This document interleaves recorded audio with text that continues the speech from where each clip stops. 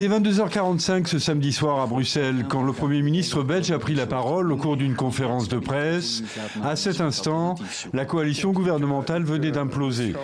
Je prends donc acte ce soir que la NVA quitte la majorité suédoise et je veux remercier les ministres NVA et les secrétaires d'État NVA, ainsi que leurs équipes, pour tout le gigantesque travail qui a été mené tout au long des 4 dernières années dans l'intérêt général de la Belgique.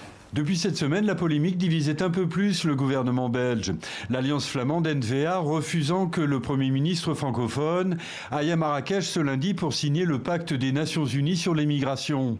Malgré une ultime réunion samedi soir, les 3 ministres de la NVA quittent le gouvernement et seront remplacés par 2 secrétaires d'État. Charles Michel a également confirmé qu'il irait au Maroc pour y signer le pacte de l'ONU sur les migrations qui vise à renforcer la coopération internationale en la matière, un texte adopté en juillet dernier à l'ONU sans opposition de la NVA à l'époque. Et beaucoup des attaques qu'on voit dans les médias sociaux, même dans les médias en général, à mon avis, les attaques sur le pacte lui-même sont ou bien basées sur une très mauvaise compréhension du texte, il faut le lire quand même, c'est un texte qui est long, qui est très détaillé, alors ou bien c'est basé sur l'ignorance, ou, très honnêtement, sur la mauvaise foi.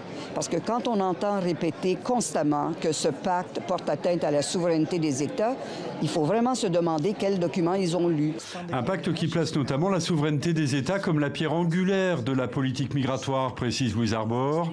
À l'image de la NVA allemande et de plusieurs pays d'Europe de l'Est, l'extrême droite européenne, réunie ce samedi à Bruxelles, parle de son côté d'un pacte avec le diable.